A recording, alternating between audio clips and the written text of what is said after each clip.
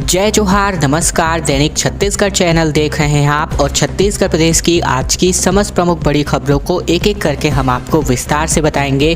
पहली बड़ी खबर से शुरुआत करें। छत्तीसगढ़ में कोविड प्रोटोकॉल का दौर वापस आता जा रहा है।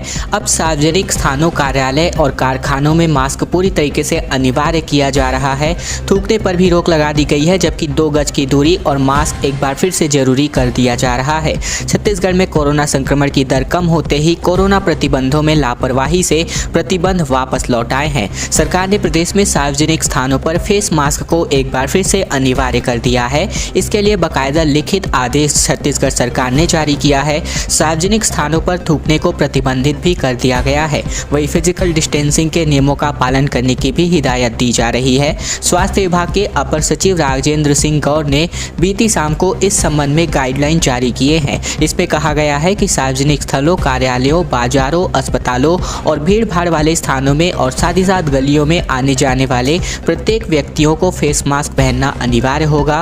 कार्यालय और कारखानों में भी फेस मास्क अथवा फेस कवर पहनने की अनिवार्यता बनी रहेगी। सार्वजनिक स्थानों पर थूकना पहले की तरह ही प्रतिबंधित रहेगा और पाए जाने पर जुर्माने का प्रावधान भी रखा जा रहा है। दुकानों और व्यावसायिक संस्थानों को एक बार फिर से फिजिकल डिस्टेंसिंग के गाइडलाइन का पालन करना जरूरी होगा। स्वास्थ्य विभाग का कहना है कि यह आदेश 11 अप्रैल 2020 को ही जारी आदेश का एक विस्तार रूप है। इसमें प्रतिबंधों को कभी खत्म किया ही नहीं गया है। अभी फिलहाल इसकी जरूरत एक बार फिर से महसूस हो रही है, तो इसको एक बार फिर से प्रसारित किया जा रहा है। इससे पहले बात करें तो मुख्यमंत्री ने ही यहाँ पर मीडिया से बातचीत करते हुए इस बारे में संकेत दे दिए थे। रायपुर में आगाज होकर चला है सी मार्ट का। नेताजी सुभाष स्टेडियम में स्टोर की शुरुआत हुई है। मेयर और निगम सभापति पहले ग्राहक के तौर पर बने हुए हैं। रायपुर में पहला सी मार्ट स्टोर शुरू हो चुका है। छत्तीसगढ़ सरकार की योजना है कि जिसके तहत प्रदेश भर में ऐसे स्टोर शुरू किए जा रहे हैं। इसमें स्थानीय स्तर पर तैयार किए जाने वाले जो भी प्रोडक्ट्स हैं, इनको प्रमोट करने के लिए उन्हें बाजार देने के मकसद से इसका आगाज किया जा रहा है। ऐसे में बात करें तो बीते दिन रायपुर में ऐसे ही एक स्टोर का उद्घाटन हो चला है। नेताजी सुभाष स्टेडियम कॉम्प्लेक्स में जिले का पहला सी मार्ट स्टोर शुरू हो चुका है। नगर निगम के महापौर एजाज ढेबर और सभापति प्रमोद दुबे ने सी मार्ट स्टोर का शुभारंभ किया है। दोनों नेताओं ने स्टोर के पहले ग्राहक के रूप में महिला स्व सहायता समूहों द्वारा बनाए गए लगभग 50,000 रुपए के हस्तशिल्प, हर्बल साबुन और स्थानीय खाद्य सामग्रियों की शॉपिंग की। सी मार्ट स्टोर का संचालन ही पूरी तरीके से स्व सहायता समूहों की महिलाओं द्वारा ही किया जा रहा है। इसके अलावा बात करें तो सी मार्ट में यहाँ पर जो भी आम जो यहाँ पर प्रोडक्ट हैं वो इनकी उपलब्धता होगी। इसके अलावा बात करें तो इसमें किसी भी प्रकार के हर्बल साबुन, आचार, मसाले, मुर्रा, दोना पत्तल, काजू, विभिन्न प्रकार के शरबत, देवभोग के डेयरी प्रोडक्ट, कोरिया की हर्बल चाय समेत लेमन ग्रास चाय, इसके अलावा विभिन्न जो प्रोडक्ट हैं वो यहाँ पर जो छत्तीसगढ़ के आम निवासियों द्वारा बनाए जाएंगे, इनको इसी मार्ट में पेश किया जाएगा। अब पूरे प्रदेश के अंतर्गत लगने जा रहे हैं बिजली के प्रीपेड मीटर। जिस तरह मोबाइल रिचार्ज कर उसका उपयोग किया जाता है पूरे महीने भर, ठीक इसी प्रकार से नई योजना लागू हुई तो बिजली के लिए भी पहले रिचार्ज करवाना पड़ेगा। छत्तीसगढ़ में बिजली बिल पटाने के लिए जल्द ही न तो लंबी लाइनें लगनी होगी और न ही बिजली बिल का इंतजार करना होगा। जिस तरह हर मोबाइल रिचार्ज कर उपयोग किया जाता है, नई योजना अगर लागू होती है तो बिजली के लिए भी पहले रिचार्ज करवाना अनिवार्य होगा। यह योजना घरेलू से लेकर उच्च दाब बिजली उपभोक्ताओं पर भी लागू होगी। इन सभी के मौजूदा मीटर को स्मार्ट मीटर में बदलकर प्रीपेड सिस्टम लागू किया जाएगा। सिस्टम यह रहेगा कि पहले मीटर में मोबाइल रिचार्ज की तरह बैलेंस टॉपअप लेना होगा, उसके बाद बिजली चलेगी। जैसे ही टॉपअप खत्म होने लगेगा, आपके मोबाइल पर मैसेज आने लगेंगे। बिजली कंपनी ने इस योजना की डिटेल प्रोजेक्ट रिपोर्ट DRC के समक्ष प्रस्तुत कर दी है। इसके बाद राज्य शासन को प्रस्ताव भेजा जाएगा। यहाँ से मंजूरी मिलने के बाद प्रदेश में स्मार्ट मीटर लगाने का काम शुरू होगा। इस योजना से कृषि उपभोक्ता ही अलग रहेंगे। प्रोजेक्ट की अनुमानित राशि लगभग 9600 करोड़ रुपए है। रिवैम्प्ड डिस्ट्रीब्यूशन की सेक्टर स्कीम के तहत इस योजना को पूरा करने की अधिकतम गाइडलाइन मार्च 2025 लागू की जा रही है। बिजली बिल फिलहाल इसके माध्यम से नहीं आएगा। और बात करें बिहार और यूपी की, तो यहाँ पर बिहार में इसको लागू किया जा चुका है ऑलरेडी और यूपी की तैयारी की जा रही है। इसके अलावा इसके माध्यम से 59 लाख कनेक्शन पूरे प्रदेश में मिलने जा रहा है। नया जिला जिसका नाम शक्ति है जल्द ही अस्तित्व में आ सकता है। नूपुर राशि पन्ना OSD होने जा रही हैं। बात के नए जिले के गठन की तैयारियां अब तेज हो गई हैं। मुख्यमंत्री ने जांजगीर चांपा कलेक्टर जितेंद्र कुमार शुक्ला को जिला पुनर्गठन के निर्देश जारी किए हैं। इसके बाद कलेक्टर द्वारा लगातार नए जिले का मॉनिटरिंग किया जा रहा है। अब जांजगीर चांपा कलेक्टर के माध्यम से नए जिले के राजस्व सर्वे का काम भी पूरा हो चुका है। इसमें नए जिले की सीमा, क्षेत्रफल, शामिल किए जाने वाले तहसील व जनसंख्या आदि की जानकारी मिलेगी। इसी रिपोर्ट के आधार पर गजट नोटिफिकेशन, दावा, आपत्ति सहित अन्य सभी कार्य पूरा हो चुके हैं। अब नए जिले में अफसरों व अधिकारियों के लिए ऑफिस के लिए जगह तलाशने का काम भी लगभग पूरा हो चुका है। हालांकि अभी कलेक्ट्रेट ऑफिस पूरी तरीके से जगह तय नहीं हो पाया है, लेकिन यह काम जल्द ही पूरा होने के आसार लग रहे हैं, क्योंकि शासन स्तर पर नए जिला शक्ति के लिए OSD की नियुक्ति कर दी गई है। 2025 बैच की 2024 बैच की IAS ऑफिसर जो नूपुर पन्ना और जो है OSD यानी कि ऑफिसर ऑन स्पेशल ड्यूटी होने जा रही हैं। नए जिला शक्ति के कचहरी के पास एक ऑफिस पे बैठेंगी, वहां रहकर व्यवस्था भी देखने जा रही हैं। इसके अलावा बात करें तो कलेक्टर व SP सहित 50 से अधिक पदों का यहां पर सृजन होने जा रहा है। इसके अलावा बात करें तो राजस्व विभाग के अफसरों के अनुसार नए जिले के गठन में मैदानी अमले की उतनी समस्या नहीं होती है, क्योंकि यह अमला तो पहले से ही मैदानी स्तर पर मौजूद रहता है। इसके अलावा मैंने थोड़ी सी एक मिस्टेक की, 2024 बोल दिया था। 2015 बैच की IAS अफसर नूपुर राशि पन्ना जो है OSD होने जा रही हैं। प्रदर्शनकारी विद्युत संविदा कर्मचारियों पर FIR लगा दी गई है। 19 कर्मचारियों पर मामला दर्ज कर दिया गया है। पुलिस पर हमला हुआ, सड़क जाम करने को लेकर 2 अलग अलग केसेस यहां पर फिलहाल लगाए जा रहे हैं। लेकिन बात करें तो जैसा कि आप सभी वीडियो के माध्यम से देख सकते हैं कि किस प्रकार पुलिस द्वारा इन विद्युत संविदा कर्मचारियों पर बर्बरता बरती जा रही है।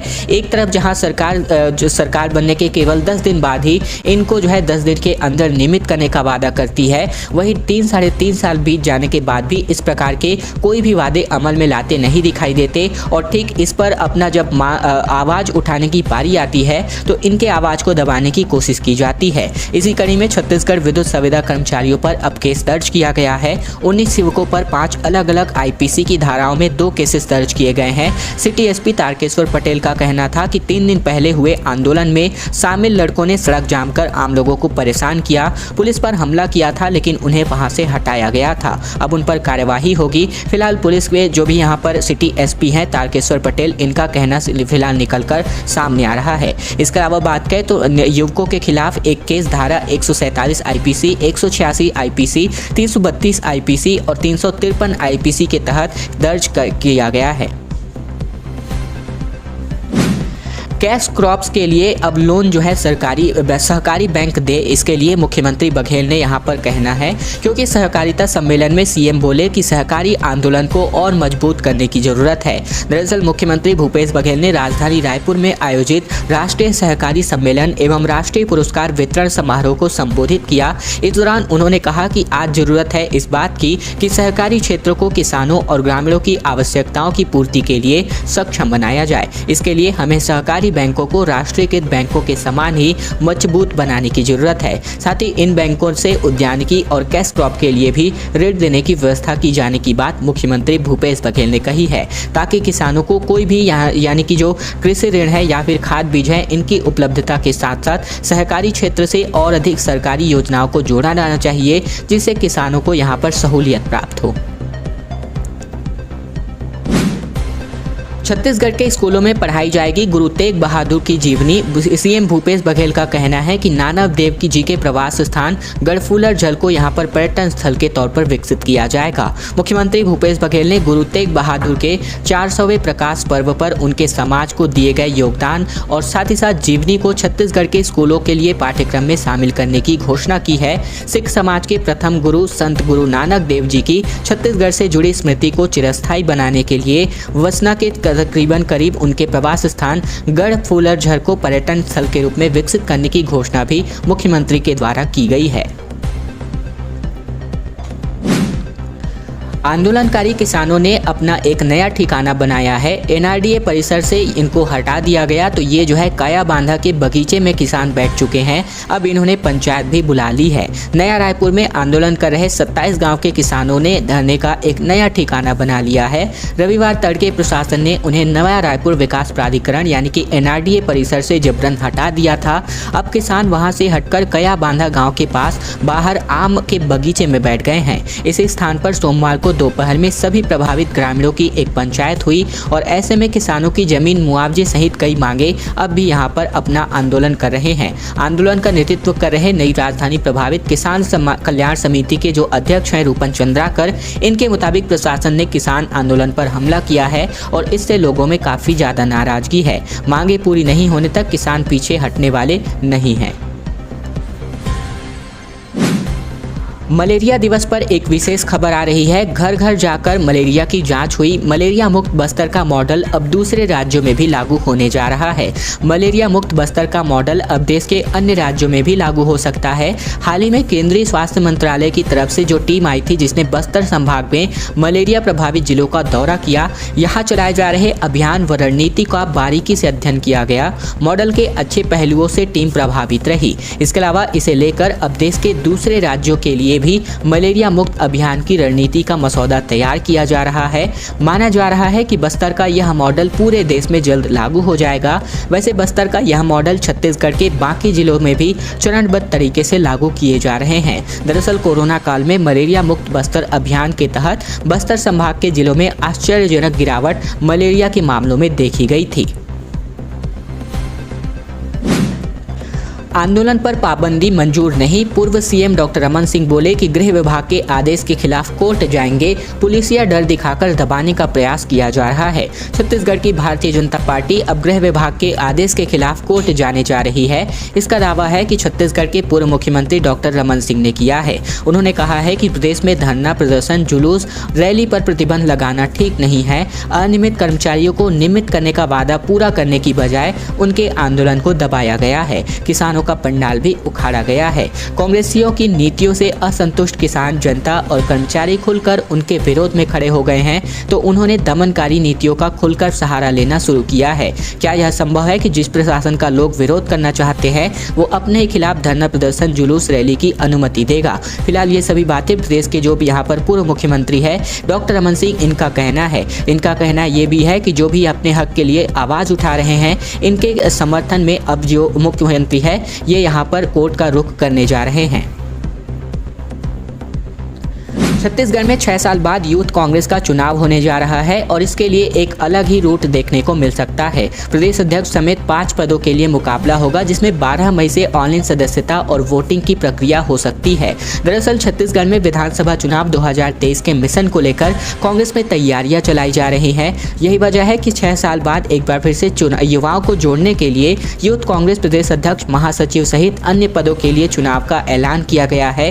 इसके लिए प्रत्याशी भी तय कर लिए गए हैं। प्रदेश अध्यक्ष के लिए 22 और प्रदेश महासचिव के लिए 184, जबकि प्रदेश अध्यक्ष के लिए, शहर अध्यक्ष के लिए 41 दावेदार होने जा रहे हैं जो यहां पर चुनाव लड़ेंगे। इसके अलावा जिला अध्यक्ष और विधानसभा अध्यक्ष के पद का चुनाव ओपन तरीके से होगा। चुनाव के लिए वोटिंग ऑनलाइन होगी, लिहाजा मेंबरशिप नवीनीकरण और नए मेंबर ऑनलाइन बनाए जाएंगे। साथ ही साथ बात करें तो वोटिंग भी करेंगे। मेंबरशिप और चुनाव 12 मई से 12 जून तक चलने जा रहा है। दोस्तों, आज की खबरों का सिलसिला बस यहीं तक का था। वीडियो पसंद आए तो नीचे लाइक बटन है जिसे दबाकर इस वीडियो को आपको बहुत ही छोटा सा लाइक करना है। नीचे लाल कलर का सब्सक्राइब बटन दिया है जिसे दबाकर चैनल को सब्सक्राइब करना है ताकि प्रतिदिन की महत्वपूर्ण खबरें, छत्तीसगढ़ के समाचार बिना किसी रुकावट रोजाना हम आप तक पहुंचा सके। तो चैनल को सब्सक्राइब करने का बहुत ही छोटा सा काम आप लोगों को जरूर से कर लेना है।